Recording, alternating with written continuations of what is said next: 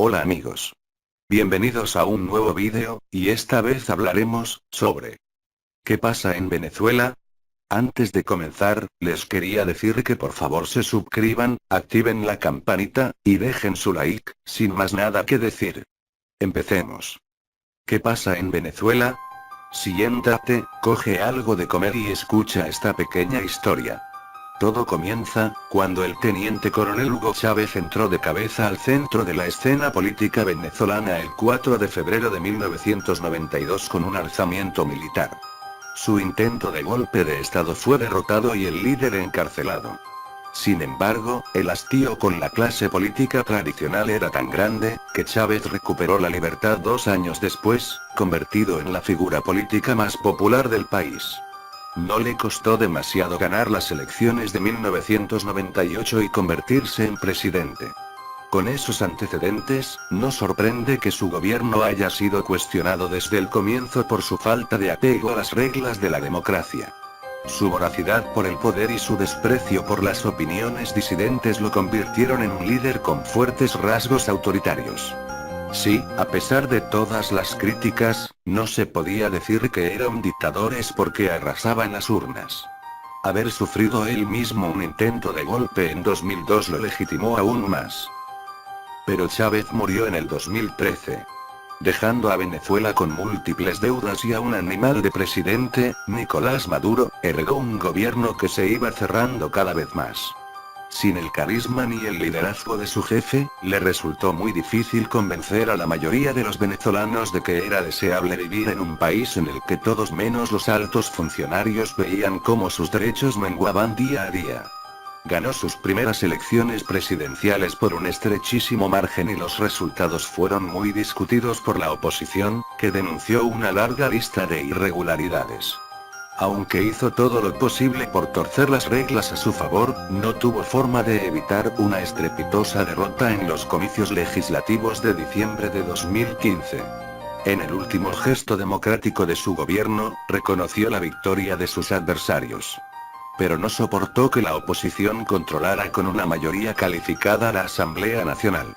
Su ofensiva para terminar con la democracia en Venezuela comenzó el miércoles 30 de marzo del 2017, con la decisión del Tribunal Supremo de Justicia de asumir todas las funciones del poder legislativo.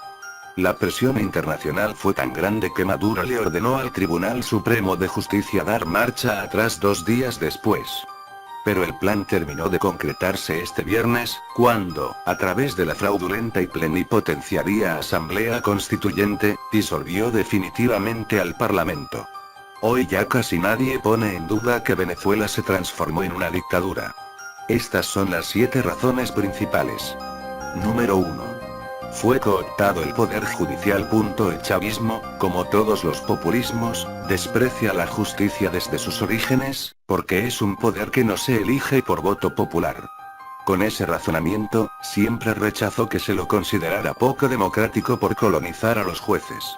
Pero por más que un régimen tenga legitimidad de origen dada por el voto, para que haya una democracia plena tiene que haber también legitimidad de ejercicio, que significa gobernar con ciertos límites, respetando la multiplicidad de opiniones que existen en una sociedad.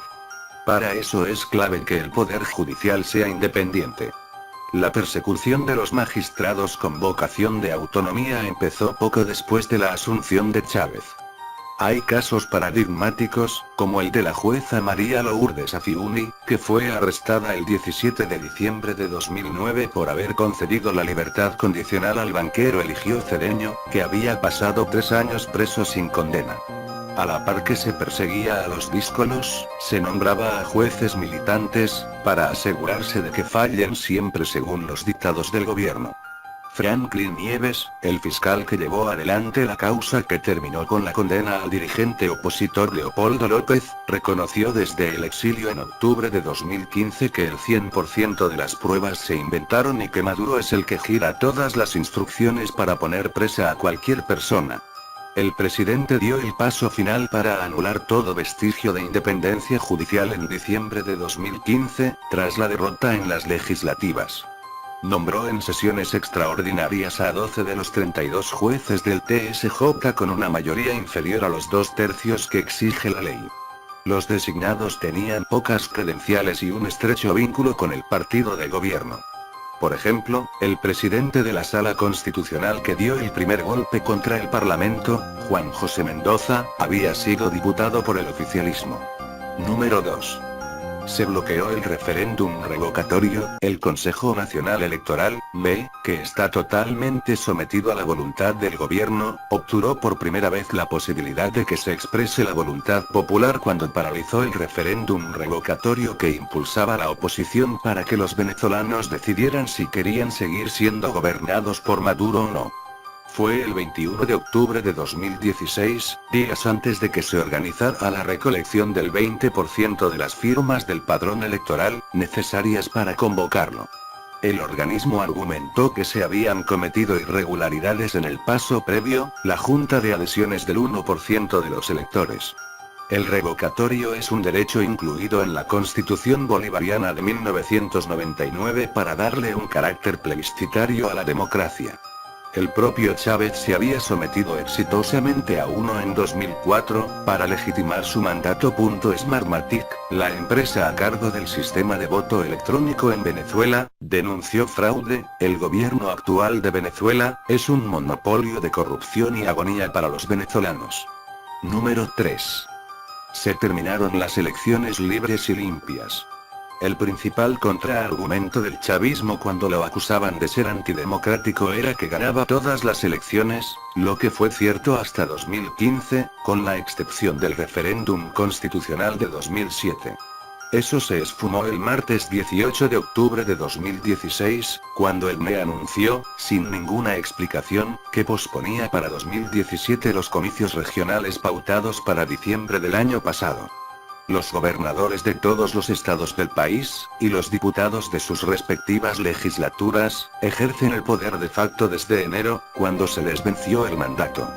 Días atrás, en un contexto desnaturalizado por todo lo que ocurrió en estos meses, el ME anunció que se realizarían el 10 de octubre de este año, pero nada garantiza que eso vaya a ocurrir. Una aún más flagrante violación al principio de elecciones libres y competitivas se produjo el 30 de julio pasado, cuando se eligieron los 545 integrantes de la flamante Asamblea Nacional Constituyente, ANC. El sistema de votación violaba el principio de una persona un voto, al darle la misma representación a un pueblo de 2.000 habitantes que a una ciudad de 1 millón, y al incluir una porción de asambleístas elegidos por las corporaciones sectoriales, cuyos órganos de representación controla el chavismo. Como si fuera poco, fue tan poca gente a votar que el gobierno decidió hacer fraude, inflando el número de votantes. Smartmatic, la empresa a cargo del sistema de voto electrónico empleado en los comicios, denunció que la diferencia entre la cantidad de participantes anunciada y la verdadera fue de al menos 1 millón de electores. Número 4. Se creó un órgano político por encima de la Constitución, la Asamblea Nacional Constituyente, instaurada el 4 de agosto, debería tener la función exclusiva de redactar una nueva Constitución. Así es en todo el mundo. Sin embargo, esta tiene un periodo de vigencia indeterminado. Primero se dijeron 2 años, pero luego Diosdado Cabello sugirió que podían ser 4 y además tiene poderes que le permiten intervenir en la política cotidiana, como si fuera un parlamento, solo que mucho más poderoso. Quedó claro en el decreto que se dictó este viernes. Todos los órganos del poder público se encuentran subordinados a la Asamblea Nacional Constituyente. Si un ente que no está concebido por la Constitución está por encima de todos los poderes existentes es porque la Constitución dejó de tener vigencia. Número 5. Fue disuelto el poder legislativo. Como prueba de su carácter absolutista, la Asamblea Nacional Constituyente resolvió este viernes asumir las competencias para legislar sobre las materias dirigidas directamente a garantizar la preservación de la paz, la seguridad, la soberanía, el sistema socioeconómico y financiero, los bienes del Estado y la preeminencia de los derechos de los venezolanos.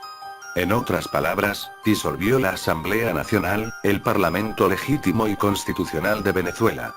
No es la primera vez en la historia de América Latina que un gobierno da un golpe de Estado anulando el poder legislativo. Lo hizo en 1973 Juan María Bordaberry en Uruguay, y en 1992 Alberto Fujimori en Perú. El Parlamento es el máximo representante de la voluntad popular porque es el único poder en el que están reunidas las principales expresiones políticas que hay en un país.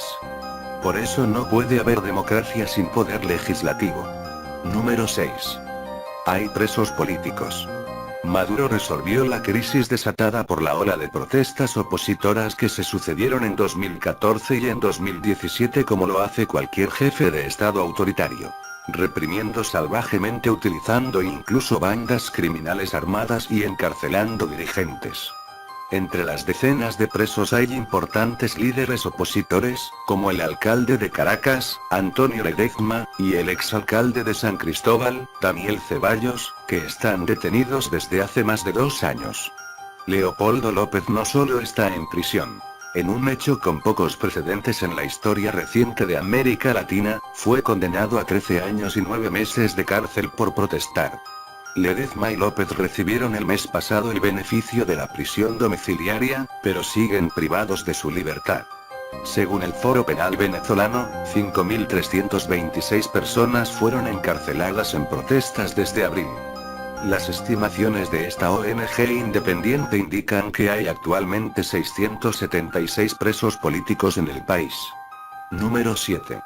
No hay libertad de prensa. Si el poder judicial es el gran enemigo de los autoritarismos dentro del Estado, la prensa es el mayor adversario en la sociedad civil.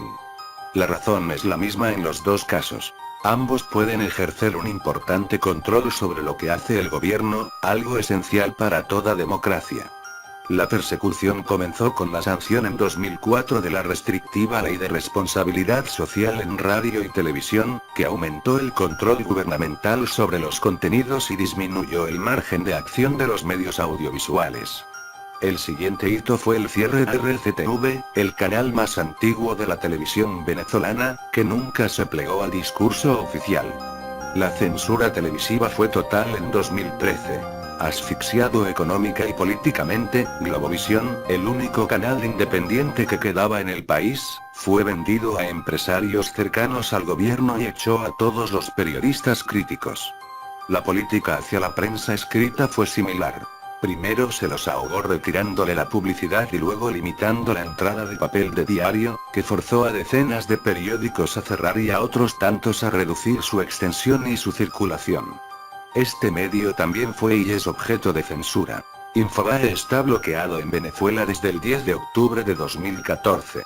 Y bueno amigos, hasta aquí llega mi pequeña historia, tratando de explicar por qué Venezuela está tan mal. En conclusión, Venezuela está en una dictadura, la cual somete a los venezolanos a escasez, hambruna, inseguridad y peligros. Mi linda Venezuela necesita un cambio, y tanto tú como yo podemos aportar un granito de arena, compartiendo este vídeo a tus amigos, a cualquier persona, para que vean lo que sucede en Venezuela. Sin más nada que decir, nos vemos hasta la próxima. Adiós.